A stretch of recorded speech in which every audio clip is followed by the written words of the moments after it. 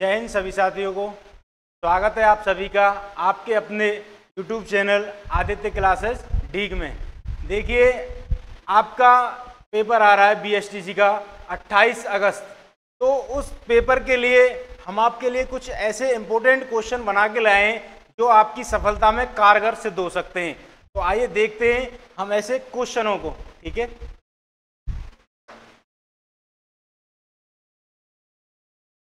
देखिए पहला क्वेश्चन है, हिंदी वर्णमाला में स्वरों की संख्या कितनी होती है। आपने पूरा सिलेबस कंप्लीट कर लिया होगा तो आप इस क्वेश्चन को बता सकते हैं कि हिंदी वर्णमाला में स्वरों की संख्या कितनी होती है। बताइए, 9 होती है या 13 होती है या 10 होती है या 11 होती है। तो हिंदी वर्णमाला में स्वरों की संख्या कितनी होती है? 11। ठीक है, इसके अलावा मैं आपको बताऊंगा कि हिंदी वर्णमाला के और क्वेश्चन कहां कहां से बन सकते हैं। जैसे देखिए, स्वरों की संख्या कितनी है? 11। ठीक है, व्यंजन कितने हैं?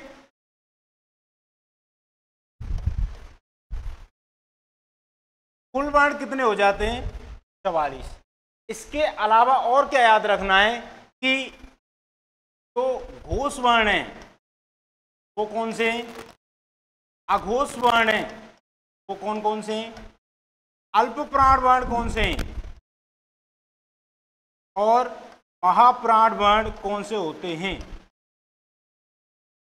ये 4 बातें और हमें देखनी है कि घोष वर्ण कौन से होते हैं, अघोष वर्ण कौन से होते हैं, अल्प प्राण कौन से हैं और महाप्राण कौन से होते हैं। तो घोष वर्ण कौन कौन से हैं? किसी वर्ग का तीसरा, चौथा, पांचवा वर्ण, य, र, ल, व और ह। ठीक है, इसके अलावा जो सभी स्वर हैं वो भी घोष वर्ण में आते हैं। तो घोष वर्णों की कुल संख्या कितनी हो जाती है? 36। ठीक है, इसके बाद अघोष वर्ण किसी भी वर्ग का पहला और दूसरा वर्ण। ठीक है, किसी भी वर्ग का पहला और दूसरा वर्ण, स और स। कुल वर्ण कितने हो जाते हैं? 13। तो 36 और 13 कुल वर्ण कितने हो गए? 44।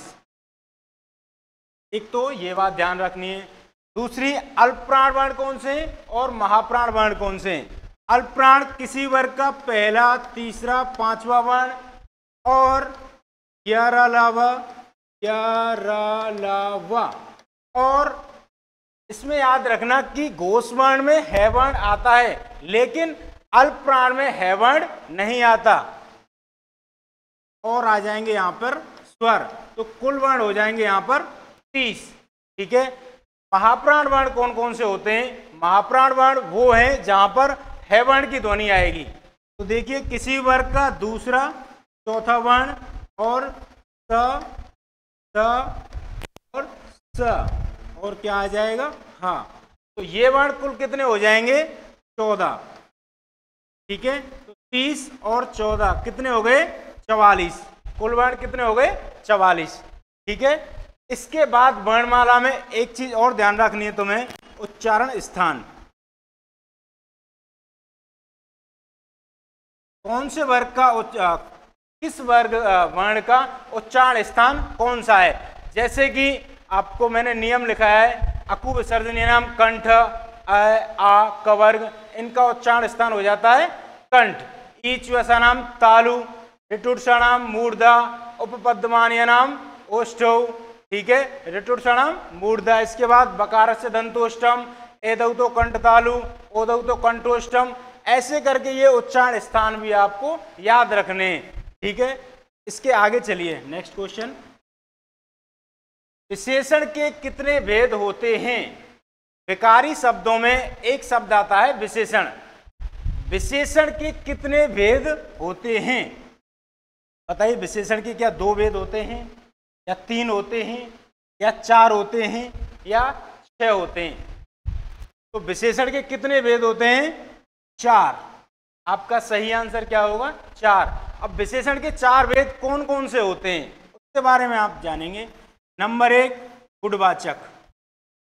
गुणवाचक विशेषण। नंबर 2 संख्यावाचक विशेषण। नंबर 3 परिमाणवाचक विशेषण। नंबर 4 सार्वनामिक विशेषण।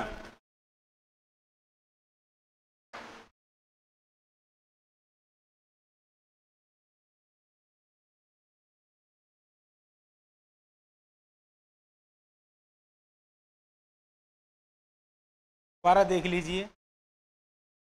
नंबर 1 गुणवाचक विशेषण। नंबर 2 संख्यावाचक विशेषण। नंबर 3 परिमाणवाचक विशेषण। नंबर 4 सार्वनामिक विशेषण। का एक नाम और है संकेतवाचक। संकेतवाचक। देखिए विशेषण होता क्या है? विशेषण होता है कि किसी भी संज्ञा शब्द का जो विशेषता बताता है उसे कहते हैं विशेषण। जैसे उदाहरण देखते हैं।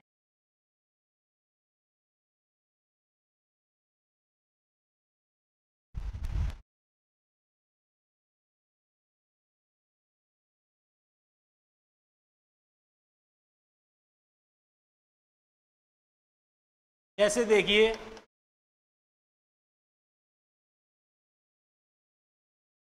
ईमानदार लड़का। अब यहां पे हमें बताना है कि विशेषण शब्द कौन सा है। ठीक है, विशेषण की परिभाषा क्या होती है कि जो विशेषता बतलाता है, किसकी विशेषता बताता है? संज्ञा या सर्वनाम की। तो जो शब्द संज्ञा या सर्वनाम शब्दों की विशेषता बतलाते हैं उन्हें कहते हैं हम विशेषण।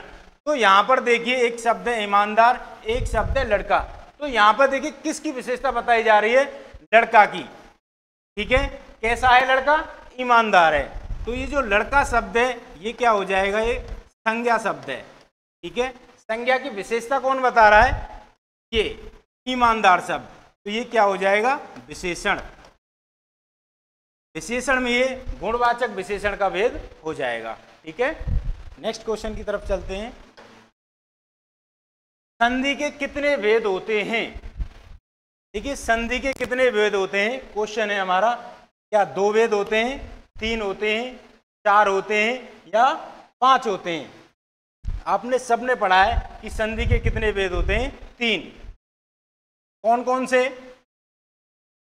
नंबर 1 स्वर संधि। नंबर 2 व्यंजन संधि। नंबर 3 विसर्ग संधि। संधि के 3 भेद होते हैं। अब देखिए हमारे जो एग्जाम में आने वाले क्वेश्चन है वो सिर्फ इसी से नहीं चल जाता है कि संधि के 3 भेद होते हैं। इसके अंदर जो शब्द आते हैं तोड़ने के लिए वो हमें आना चाहिए कि शब्द टूटते कैसे हैं। देखिए स्वर संधि के कितने भेद होते हैं? 5। दीर्घ,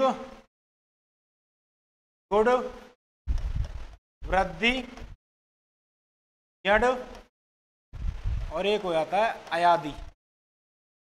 ये नाम भी याद रखने, क्योंकि कभी कभी ये नाम के पूछ लेता है कि स्वर संधि के कितने भेद हैं। तो कितने भेद हैं? 5। ठीक है, इसके बाद देखिए इसकी एक पहचान बताता हूं मैं आपको कि हम कैसे पहचानेंगे कि ये स्वर संधि है या व्यंजन संधि है या विसर्ग संधि है। तो देखिए कोई भी शब्द है अगर वहां पर आप उसे तोड़ पा रहे हैं तो प्रथम पद के अंत में और दूसरे पद के प्रारंभ में जो वर्ण है अगर वो दोनों स्वर हैं तो वहां पर स्वर संधि होगी। अगर वहां पर एक वर्ण व्यंजन है, एक स्वर है, या फिर एक स्वर है और एक व्यंजन है तो वहां पर व्यंजन संधि होती है। और अगर शब्द में विसर्ग के बाद स्वर या व्यंजन वर्ण आता है तो वहां पर विसर्ग संधि होती है। जैसे कि मैं तुम्हें 1-2 उदाहरण बताता हूं जो अधिकतर पूछे जाते हैं। जैसे एक शब्द है पुरस्कार। देखिए पुरस्कार शब्द है, ये शब्द शब्द शुद्धि में भी कई बार पूछा गया है। इसको हम तोड़ेंगे पहले, तब पता करेंगे कौन सी संधि है। पुरः प्लस कार का संधि विच्छेद होगा, पुरः प्लस कार, यानी विसर्ग के बाद अगर क्री धातु से निर्मित कोई भी शब्द आता है तो वहां पर इस से का आगम हो जाता है। ठीक है, तब जाके शब्द बनता है पुरस्कार। ऐसे और भी शब्द जैसे आविष्कार है या परिष्कार है, वहां पर परि उपसर्ग के बाद अगर क्री धातु से निर्मित शब्द आता है तो वहां पर मूर्धन्य से बनता है। यहां पर कौन सा से बना है? दंत से। ठीक है, इसके बाद देखो नेक्स्ट क्वेश्चन देखते हैं। पद के आधार पर समास के भेद। पद के आधार पर समास के कितने भेद होते हैं? देखिए, क्या 2 भेद होते हैं, या 3 होते हैं, या 4 होते हैं, या 6 होते हैं? देखिए, सामान्यतः समास के भेद की अगर हम बात करें तो समास के भेद होते हैं 6। अगर हम बात करें पद के आधार पर समास के कितने भेद होते हैं, तो समास के भेद होते हैं 4। कौन कौन से? नंबर 1 प्रथम पद प्रधान, प्रथम पद प्रधान। नंबर 2 उत्तर पद प्रधान।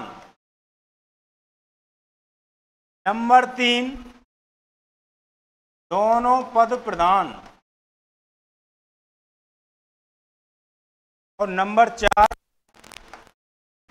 अन्य पद प्रधान। हम ऐसे भी बोल सकते हैं कि तीसरा पद प्रधान, यानी दोनों पदों में से कोई भी पद प्रधान ना हो, कोई अन्य ही पद प्रधान हो। इसके आधार पर जो आप पढ़ते हैं बहुब्री समास। अब देखिए इनमें कैसे समास को डिवाइड किया गया है। नंबर 1 प्रथम पद के आधार पर अव्ययीभाव समास, अव्ययीभाव समास।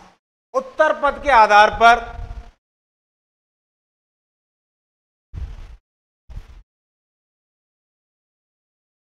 तत्पुरुष समास।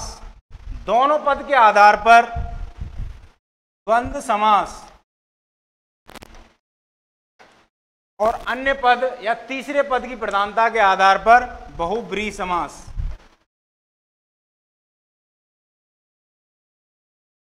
इस प्रकार ये समास के भेद हैं।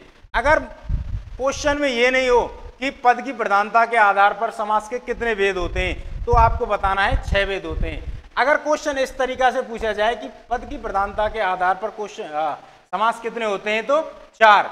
अगर नॉर्मल पूछ लिया जाए कि समास के कितने भेद हैं, तो कितने? 6। ठीक है, इसमें आपको एक चीज और ध्यान रखनी है कि अगर कोई भी शब्द है, अगर आप उसमें समास भेद नहीं कर पा रहे हैं कि कौन सा समास है, तो याद रखना ये बहुब्रीहि समास अगर ऑप्शन में है तो आपको बहुब्रीहि समास पर टिक कर देना है। ठीक है, नेक्स्ट क्वेश्चन की तरफ चलते हैं। निम्न में से किस शब्द में अनु उपसर्ग का प्रयोग हुआ है? देखिए, उपसर्ग वे शब्दांश जो किसी शब्द के प्रारंभ में जोड़े जाते हैं उन्हें कहते हैं हम उपसर्ग। ठीक है, संस्कृत के उपसर्ग हमारी हिंदी में जो 22 उपसर्ग हैं, ऐसे हिंदी के उपसर्ग हैं।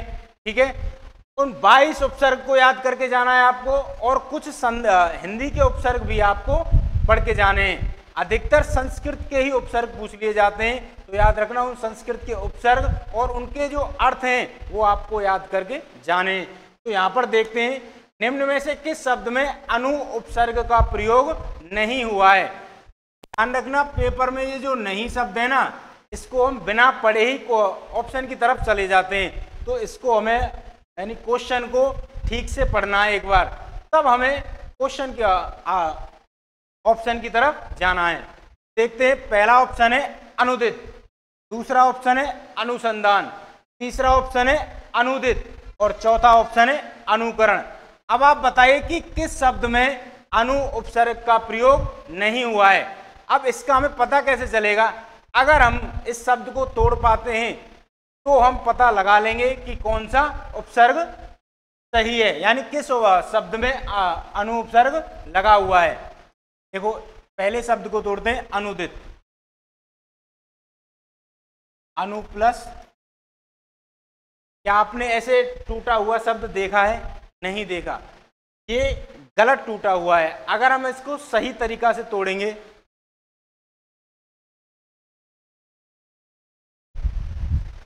क्या टूटेगा?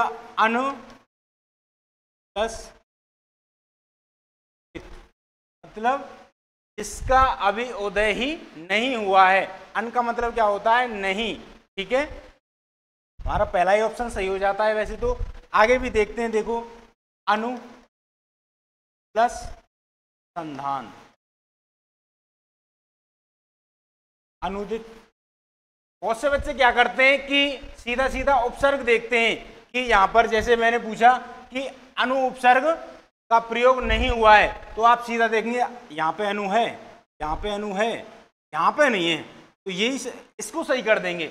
लेकिन हमको क्या करना है? शब्द को तोड़ के देखना है।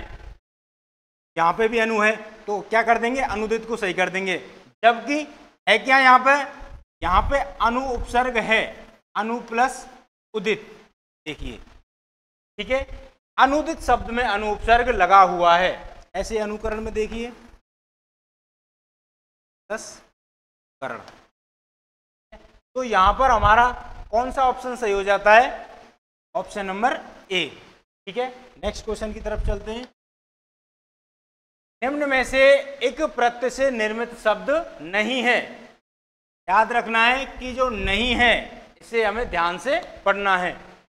क्या पूछा है? एक प्रत्यय से निर्मित शब्द नहीं है।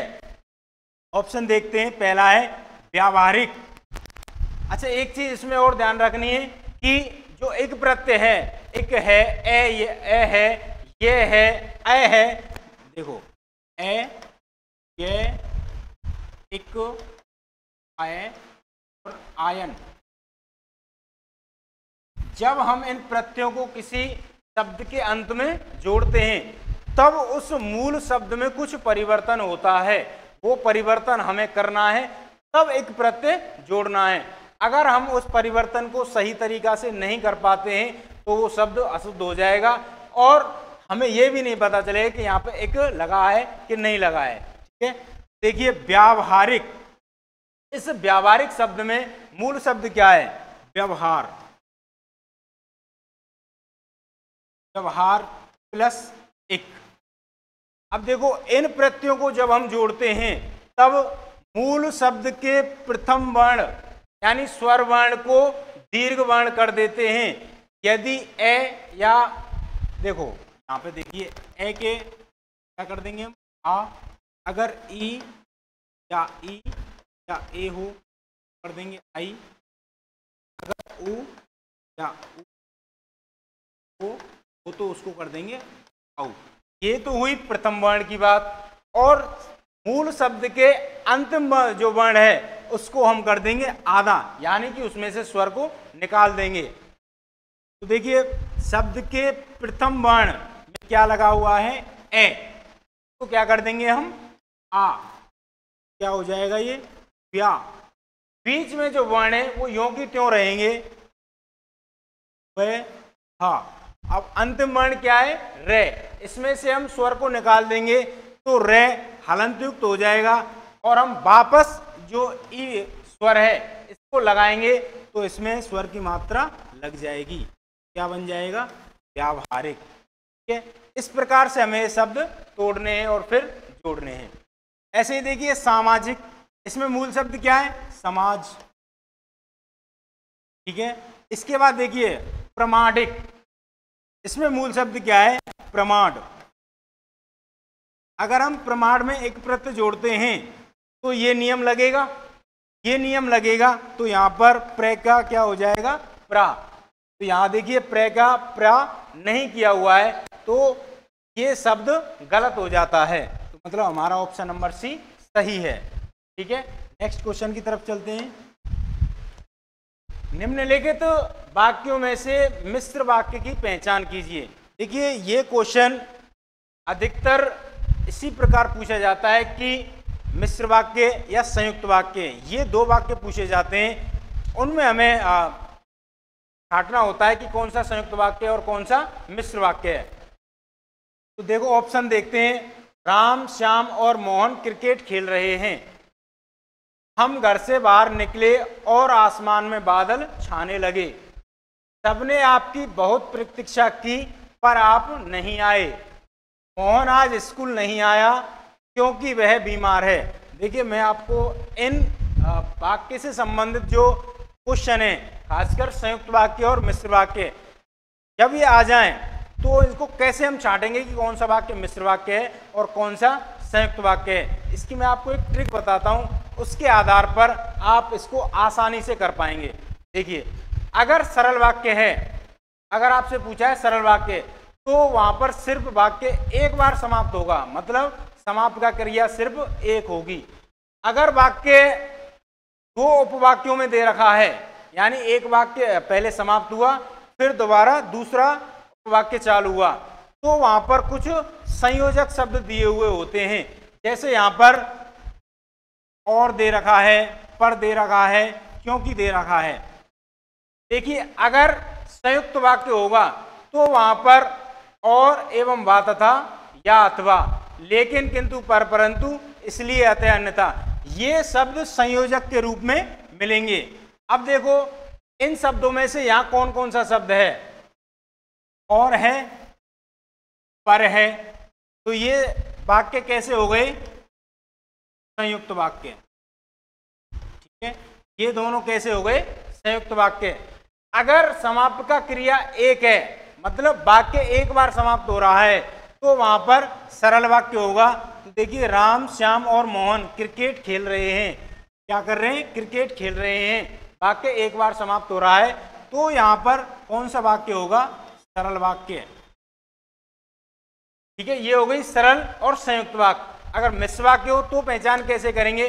देखिए संयोजक के रूप में अगर कि, क्योंकि, यदि, यद्यपि, जो, जिस, जैसा, वैसा, जब जब, तब तब, अगर संयोजक के रूप में ये शब्द आए तो वहां पर मिश्र वाक्य होता है। अब देखिए वाक्य, मोहन आज स्कूल नहीं आया क्योंकि वह बीमार है। स्कूल क्यों नहीं आया? क्योंकि वह बीमार है। एक चीज यहां पर हमें और देखनी है कि अगर स्वतंत्र उपवाक्य हैं दोनों, तो वहां पे भी संयुक्त वाक्य होगा। अगर एक वाक्य यानी उपवाक्य किसी दूसरे उपवाक्य पर आश्रित है, तो वहां पर मिश्र वाक्य होगा। तो यहां पर देखिए वह बीमार है, मतलब स्कूल क्यों नहीं आया? क्योंकि वह बीमार है। ये प्रधान उपवाक्य ये हुआ इसमें, और ये हो गया आश्रित उपवाक्य। ठीक है, तो यहाँ पर प्रधान और आश्रित उपवाक्य होते हैं, वहां होता है मिश्र वाक्य, और ये संयोजक के रूप में आ जाएं। ध्यान रखना है आपको कि इसकी पहचान क्या है। इस तरीका से आप आसान से हल कर सकते हैं। एक बात और इसके बारे में, अगर अल्प विराम आ जाए, अगर अल्प विराम आ जाए तो हम कैसे पहचानेंगे कि ये मिश्र वाक्य या सरल संयुक्त वाक्य है? तो देखिए अगर दोनों उपवाक्य स्वतंत्र अर्थ दे रहे हैं, अपना अपना स्वतंत्र अर्थ दे रहे हैं, तो वहां पर होगा संयुक्त वाक्य। अगर कोई एक उपवाक्य दूसरे उपवाक्य पर आश्रित है, तो वहां पर होगा मिश्र उपवाक्य। ये बात आपको वाक्य से संबंधित याद रखनी है। ठीक है, चलते हैं नेक्स्ट क्वेश्चन की तरफ। निम्न में से किस विकल्प में अशुद्ध शब्द है? देखिए शब्द शुद्धि और अशुद्धि, कम से कम 2-3 क्वेश्चन आपके पेपर में आने वाले हैं, तो आपको इन्हें ध्यान से तैयार करके जाना है। देखिए पहला ऑप्शन है अतिथि, इकाई, त्योहार, पूजनीय, रचयिता, कवित्री, उज्ज्वल, प्रदर्शनी, आह्लाद, अहिल्या, पुरस्कार, आशीर्वाद। आपको बताना है कि निम्न में से किस विकल्प में अशुद्ध शब्द हैं। मतलब ऐसा विकल्प आपको ढूंढना है इसमें कि जिसमें सभी शब्द अशुद्ध हैं। देखिए अतिथि सही है, इकाई सही है, त्योहार सही है, पूजनीय सही है, रचयिता सही है, कवित्री सही है, उज्ज्वल सही है, प्रदर्शनी सही है, आह्लाद, यहाँ पे थोड़ा मिसिंग हो गया है, ये हुआ आह्लाद। ठीक ठीक है, ये भी सही है। यहां देखिए अहिल्या, पुरस्कार, आशीर्वाद, ये तीनों ही शब्द अशुद्ध लिखे हुए हैं। तो शुद्ध कैसे करेंगे? अहिल्या, शुद्ध क्या होता है? अहिल्या। पुरस्कार, पुरस्कार ना होकर क्या होता है? पुरस्कार। आशीर्वाद, आशीर्वाद गलत है, यहां पर जो रे की मात्रा है ये से पे ना होकर कहां होगी? वहां पर। तो क्या बनेगा? आशीर्वाद।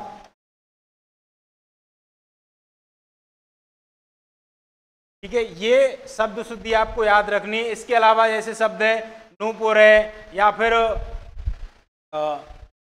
रचेता, ये इसमें है। एक शब्द है वाल्मीकि, एक शब्द आता है वाल्मीकि, ये भी कई बार पूछा गया। ठीक है, इसके बाद नेक्स्ट क्वेश्चन पे चलते हैं। निम्नलिखित वाक्यों में से अशुद्ध वाक्य पहचानिए। हमें देखना है अशुद्ध वाक्य कौन सा है। पहला ऑप्शन है अभी वह वापस लौट चुका होगा, अभी वह वापस लौट चुका होगा। दूसरा ऑप्शन है अपराधी को मृत्यु दंड दिया गया। तीसरा ऑप्शन है सप्रमाण स्पष्ट कीजिए। चौथा ऑप्शन है विंध्याचल बहुत प्राचीन है। आपको बताना है अशुद्ध वाक्य। देखिए पहला ऑप्शन ही आपका अशुद्ध हो जाता है, वापस और लौट। इसमें से कोई भी एक शब्द यहां पर प्रयुक्त होगा, यानी या तो आप वापस शब्द लिख सकते हैं, तो अभी वह वापस लौट, अभी वह वापस चुका होगा, गलत है, यहां पर गलत प्रिंट हुआ है। यहां पर शुद्ध वाक्य होगा अभी वह वापस जा चुका होगा।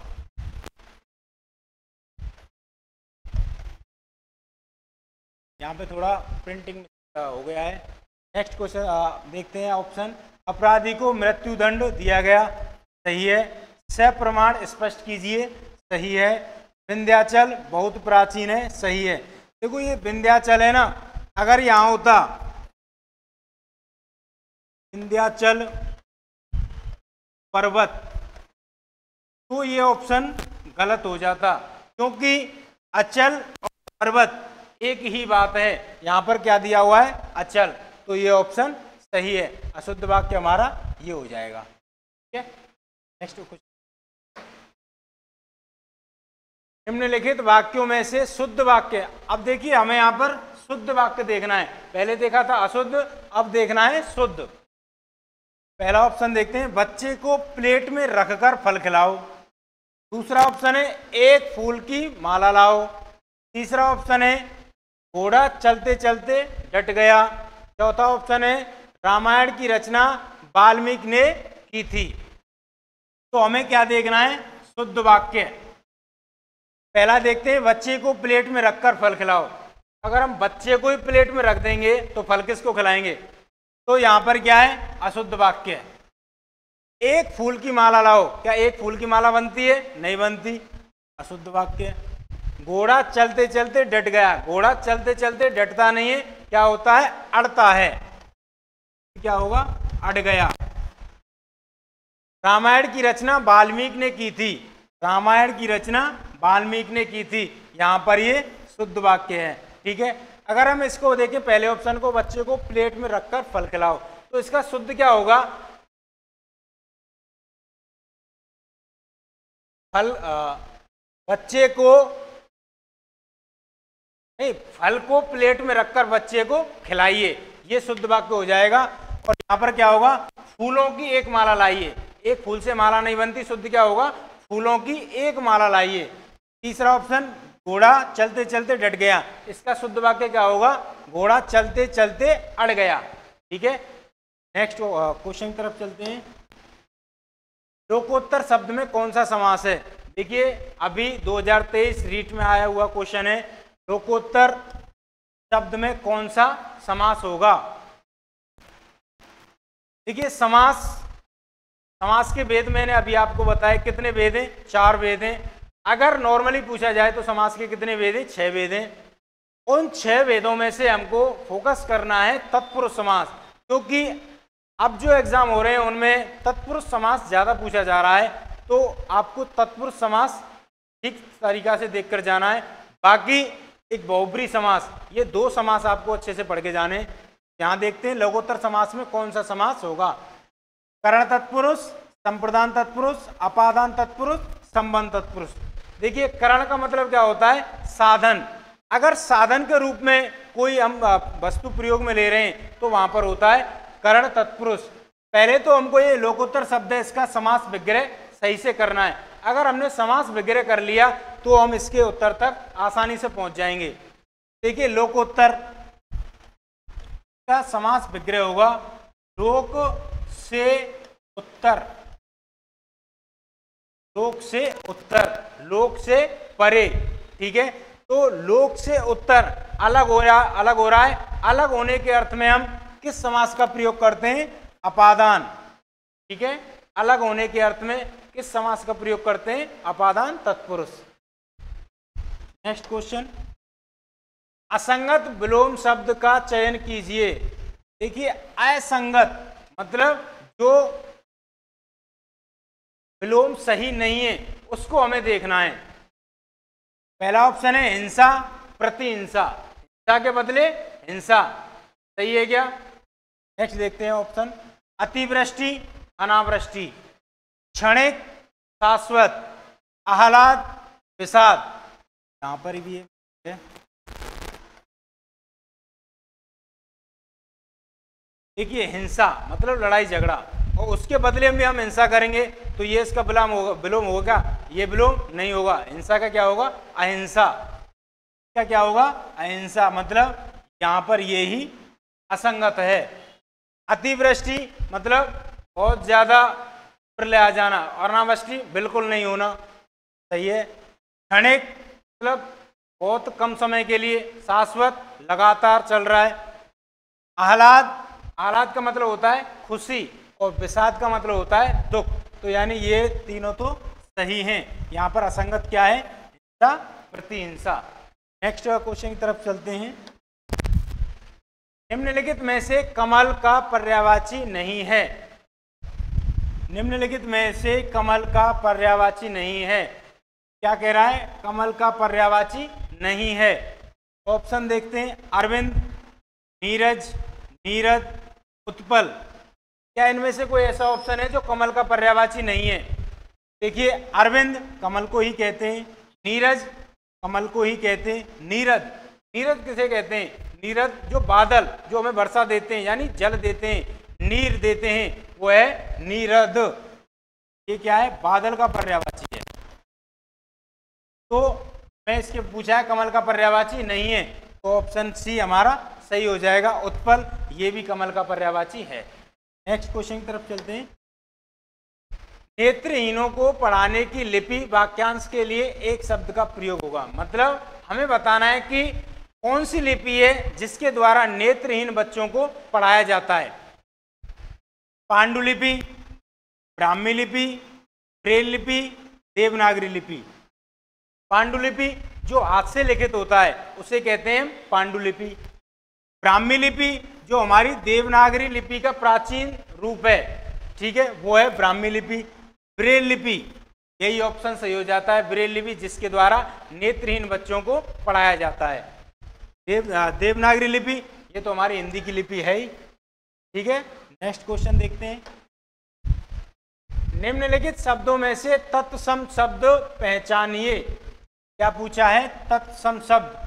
तत्सम क्या होता है? तत् यानी उसके, सम यानी समान, उसके समान। किसके समान? जो शब्द संस्कृत से यों की त्यों हमारी हिंदी भाषा में प्रयुक्त होते हैं उन्हें कहते हैं हम तत्सम शब्द। तो जो संस्कृत के शब्द हैं वो उसको हमें देखना है। पंछी, पक्षी, भौरा, सरसों, इन 4 शब्दों में से हमें बताना है कि कौन सा ऐसा शब्द है जो तत्सम है यानी संस्कृत भाषा का शब्द है। देखिए पंछी तद्भव शब्द है, पक्षी ये तत्सम शब्द है, भौरा इसका होता है तत्सम भ्रमर। सरसों का तत्सम होता है ससर्प, ठीक है, ये उसके तत्सम। और पंछी, इसका तत्सम होता है पक्षी, ठीक है। इसके बारे में एक तरीका और बता दूं आपको कि तत्सम और तद्भव कैसे पहचानते हैं। देखिए, अगर शब्द में कहीं भी संयुक्त वर्ण दे रखा है, श, त्र और ज्ञ, अगर इनसे निर्मित कोई भी शब्द है तो वह तत्सम शब्द होता है। अगर चंद्र बिंदु युक्त, अगर किसी वर्ण के ऊपर ये चंद्र बिंदु लगा हुआ है तो वह 100% तद्भव शब्द होगा, यानी हमारी हिंदी भाषा का शब्द होगा, ठीक है। अगर कहीं भी शब्द में डे और ड़े ये दिख जाए आपको तो वो शब्द तद्भव शब्द होगा। ये बात आपको याद रखनी है, ठीक है। बस इतना ही। अच्छे से तैयारी कीजिए और अपना एग्जाम कीजिए। धन्यवाद। जय हिंद।